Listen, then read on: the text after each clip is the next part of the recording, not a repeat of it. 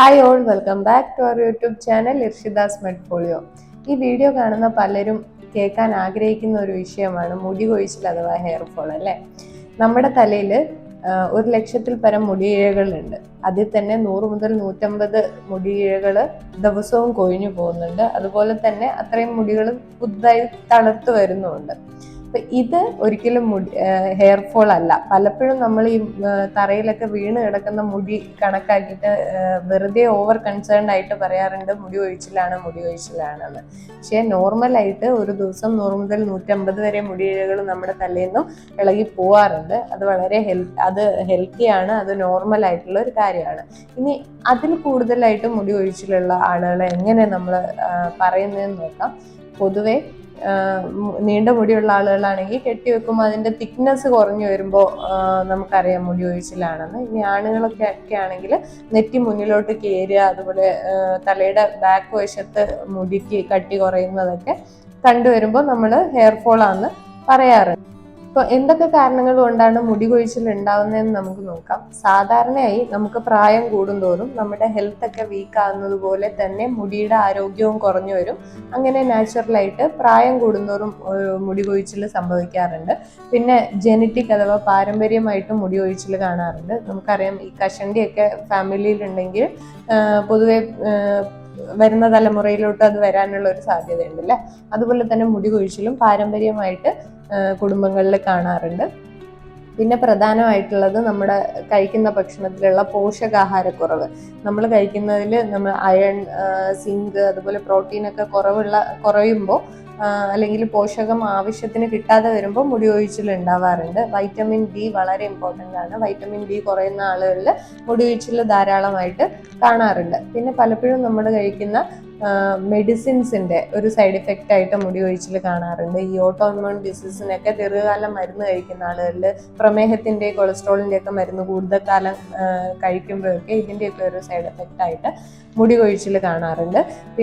Radiation, chemo പോലെയുള്ള medical പ്രൊസീജിയറിന്റെ ഭാഗമായിട്ട് മുടി കൊഴിച്ചിൽ കാണാറുണ്ട്. പിന്നെ ഏറ്റവും ഇമ്പോർട്ടൻ്റ് ആയിട്ടുള്ള ഒരു കാര്യമാണ് സ്ട്രെസ് അഥവാ മാനസിക സമ്മർദ്ദം അല്ലേ. ഈ സമ്മർദ്ദം ഇല്ലാത്ത ആളുകൾ വളരെ കുറവാണ്. അതുകൊണ്ട് തന്നെ മുടി കൊഴിച്ചിലും കൂടുതലാണ്.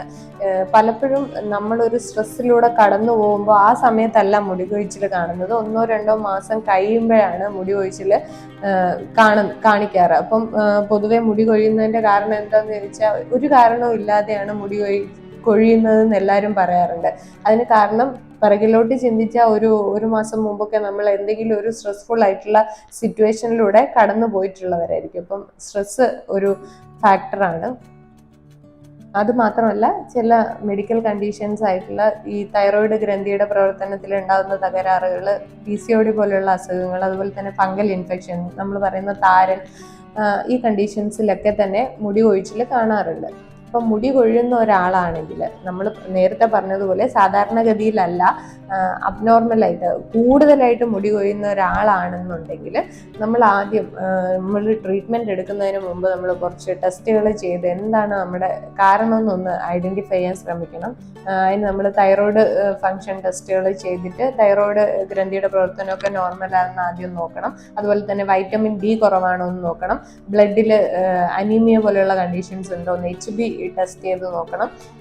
പിന്നെ PCOD പോലെയുള്ള കണ്ടീഷൻസ് ഉണ്ടോ എന്നുള്ളത് സ്കാനിങ് ചെയ്ത് നോക്കാം. അപ്പൊ ഇത്തരം കാരണങ്ങളൊന്നും ഇല്ല എന്നുണ്ടെങ്കിൽ പിന്നെ സ്ട്രെസ് ഫാക്ടർ വല്ലതും ഉണ്ടോ എന്ന് നമ്മൾ നോക്കുക. അങ്ങനെ എന്താണോ മുടി കൊഴിച്ചിലിനുള്ള കാരണം അത് നമ്മൾ കണ്ടുപിടിക്കുക.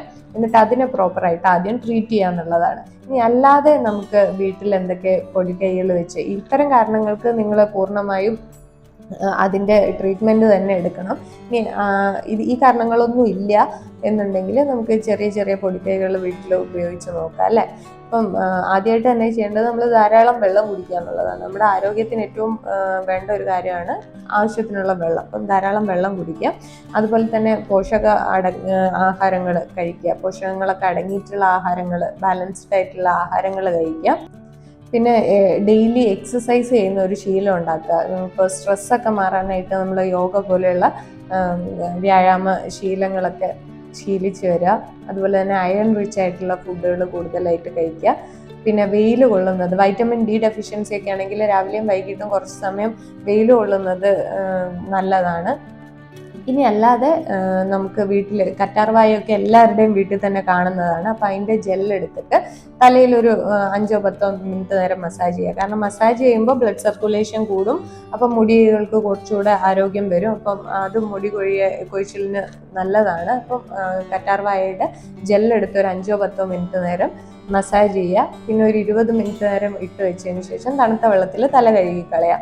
അതുപോലെ നമ്മൾ ഷാംപൂസ് ഉപയോഗിക്കുന്നവരായിരിക്കും അല്ലേ കൂടുതലും. അപ്പം എപ്പോഴും മൈൽഡ് ആയിട്ടുള്ള ഷാമ്പുകൾ ഉപയോഗിക്കുക, അല്ലെങ്കിൽ നാച്ചുറൽ ആയിട്ടുള്ള താളി പോലത്തെ സാധനങ്ങളൊക്കെ കൂടുതലായിട്ട് ഉപയോഗിക്കാൻ ശ്രമിക്കുക. കണ്ടീഷണർ എപ്പോഴും മുടിക്ക് നല്ലതാണ്. എപ്പോഴും നാച്ചുറൽ ആയിട്ടുള്ള കണ്ടീഷണറാണ് നല്ലത്. ഈ മുട്ടയൊക്കെ നാച്ചുറൽ ആയിട്ടുള്ള കണ്ടീഷണറാണ്. അപ്പം കണ്ടീഷണർ മുടിക്ക് ഒരുപാട് നല്ലതാണ്. ഇപ്പം നമ്മൾ പറഞ്ഞു കറ്റാർവായ തേക്കാന്ന്. അതുപോലെ തന്നെ മുട്ടയുടെ വെള്ളയും അതിൽ കുറച്ച് ചെറുനാരങ്ങ നീരും ഒക്കെ മിക്സ് ചെയ്തിട്ട് ഒരു 10-20 നേരം തലയോട്ടിൽ മസാജ് ചെയ്ത് ഒരു 5-10 മിനിറ്റ് നേരം വെച്ചിരുന്നിട്ട് ഒരു മൈൽഡായിട്ടുള്ള ഷാമ്പു വെച്ച് കഴുകി കളയാം. അതൊക്കെ മുടിക്ക് വളരെ നല്ലതാണ്. ചെറിയുള്ളിയുടെ നീര് മുടിക്ക് നല്ലതാണ്. ചെമ്പരത്തിയുടെ പൂവ് ഇലയൊക്കെ വെച്ച് താളി ഉണ്ടാക്കിയിട്ട് അതിൽ കുറച്ച് തൈരും കൂടെ മിക്സ് ചെയ്തിട്ട് കുറച്ച് നേരം തലയിൽ അപ്ലൈ ചെയ്തിടുക. വെച്ച് ചെറിയ ചൂടുവെള്ളത്തിൽ അത് കഴുകി കളയാം.